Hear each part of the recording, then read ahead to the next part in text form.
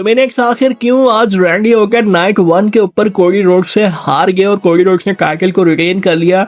हालांकि मैच खत्म होने के बाद फिर रैंडी ऑर्टन ने कोडी रोड्स पे अटैक किया और स्टैंड टॉल कर रहे थे। इससे बेहतर ये नहीं था कि रैंडी ऑर्टन को चैंपियन बना दिया जाता और उनको एक रेसलमेनिया मोमेंट मिल जाता जैसे जॉन सीना को मिला था लास्ट ईयर। तो आज इसमें थोड़ा डिटेल में बात करेंगे। अब सबसे पहले इस मैच के ऊपर अगर बात करें तो ये मैच बहुत अच्छा था, एक्सपेक्टेशन के हिसाब से तो बहुत बेहतर था। कोई ऐसा आपने मेजर बॉच नहीं देखा। इवन के स्टार्ट में पैट मैकेफी और जेली रोल का भी जो काम था वो मैच स्टार्ट होने से पहले ही हो गया था और मोस्टली मैच जो था वो 1-on-1 था। मतलब बैक एंड फोर्थ मूव्स भी हमने देखे। कभी मैच की पेस एकदम थोड़ी स्लो होना शुरू हो जाती थी। रैंडी ऑर्टन जो थे वो अपनी बैक इंजरी का मतलब एकदम, अब ये अगर रियल है क्योंकि रूमर्स ये आ रहे थे कि रैंडी ऑर्टन को बैक में कुछ प्रॉब्लम हो रही है, वो रेसलमेनिया में जाते हुए बिल्कुल 100% फिट नहीं है। और आज इस पूरे मैच के अंदर रैंडी ऑर्टन ने यही प्ले किया कि वो सीरियसली इंजर हैं, उनकी बैक काम नहीं कर रही। और पूरे मैच में हमें यही फील हुआ कि रैंडी ऑर्टन को बैक में बहुत शदीद पेन है। रैंडी ऑर्टन मुसलसल कोई भी मूव लगाने के बाद फौरन उनका हाथ उनकी बैक की तरफ होता था। फिर भी रैंडी ऑर्टन ने आरकेओ भी लगाया, क्रॉस रोड भी लगाया। कोडी रोड्स भी ज़्यादातर डोमिनेट ही कर रहे थे, लेकिन कोडी रोड्स ने भी बाद में बहुत अच्छा मैच डिलीवर किया।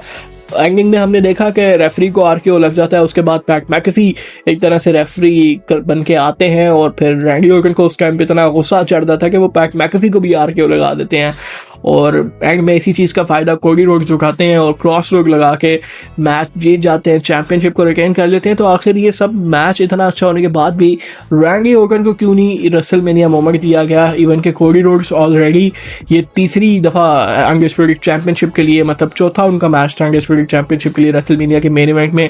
और अगर रैंडी ऑर्टन की बात करूं तो रैंडी ऑर्टन आज तक रेसलमेनिया का मेन इवेंट ही नहीं जीते। मतलब 3 दफ़ा उन्होंने मेन इवेंट किया, ये तीसरी दफ़ा वो मेन इवेंट कर रहे थे रेसलमेनिया को और वो भी हार गए। मतलब एक स्पेशल मोमेंट दे सकते थे डब्ल्यूडब्ल्यूई की क्रिएटिव टीम, टीकेओ या ट्रिपल एच। अब अगर हम 3 से 4 पॉइंट्स निकालें तो सबसे पहला पॉइंट तो ये निकलता है कि अगर इस मैच का रिजल्ट कोडी रोड्स को विन रिटेन करवाने की सूरत में निकला है तो उसका एक बड़ा रीजन ये भी हो सकता है कि कैसे टीकेओ इन्वॉल्व हो रहा था कोडी रोड्स के मैच के अंदर, पैट मैकेफी को ऐड कर रहा था। और हमने एंडिंग सीन में भी देखा कि पैट मैकेफी को आरकेओ लगाया रैंडी ऑर्टन ने और उसी वजह से वो चैंपियनशिप ये हार भी गए, मतलब मैच हार भी गए चैंपियनशिप का। तो एक रीजन डब्ल्यूडब्ल्यूई ने ये भी दिखाया कि भाई अगर टीकेओ इन्वॉल्व करेगी तो काम खराब होगा और इसी चीज़ को, डिसीजन को वैलिड दिखाने के लिए आज कोडी रोड्स को रिटेन करवाया है क्योंकि वो डब्ल्यूडब्ल्यूई की नज़र में वो फेस है और टीकेओ कुछ और चाह रहा है। इसके अलावा जो सेकंड रीज़न और इसमें काफ़ी हद तक वैलिड ये भी हो सकता है कि रैंडी ऑर्टन वाकई में ही इंजर हो और शायद रेसलमेनिया के लिए कुछ टाइम रैंडी ऑर्टन ऑफ ले लें। तो ये भी एक मेजर रीज़न बन के आ सकता है कि रैंडी ऑर्टन ने इस वजह से, मतलब इस मैच में रैंडी ऑर्टन को नहीं जितवाएगी चैंपियनशिप कि उनको इंजरी वाकई में है। क्योंकि इस मैच से पहले ही 2 दिन से रूमर्स आना शुरू हो गए थे कि रैंडी ऑर्टन 100% फिट नहीं है इस मैच के लिए, उनको इंजरी है, उनको पेन हो रही है बॉडी में, वो फिजिकली फिट नहीं है। और ये भी एक रीज़न काफ़ी वैलिड हो सकता है क्योंकि पूरे मैच में भी रैंडी ऑर्टन ने ये इंजरी वाला एंगल कैरी किया, बैक इंजरी का। तो ये भी एक वैलिड रीज़न हो सकता है।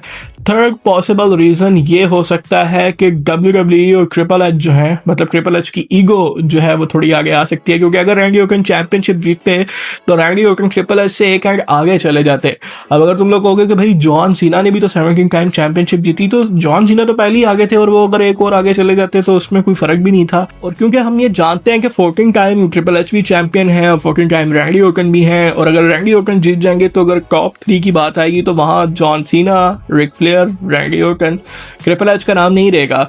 तो ट्रिपल एच ने अपने आप को बचाने के लिए रैंडी ऑर्टन को अपने साथ टाई ही रखा हुआ है और प्रॉबेबली ये भी एक रीज़न बन सकता है क्योंकि हम ट्रिपल एच की ईगो को जानते हैं और पास्ट टाइम पे ट्रिपल एच हर नए सुपरस्टार के साथ, हर मैच विक्टर के साथ ट्रिपल एच की अलग तस्वीरें आ रही होती हैं हर जगह। मतलब गेम में हैवीली एडवर्टाइज्ड हैं ट्रिपल एच, हर चीज़ में हैवीली इन्वॉल्व हैं ट्रिपल एच। हमने ओबा फाहमी और ब्रॉक लेसनर के सेगमेंट में भी ट्रिपल एच को इंसर्ट होते हुए देखा।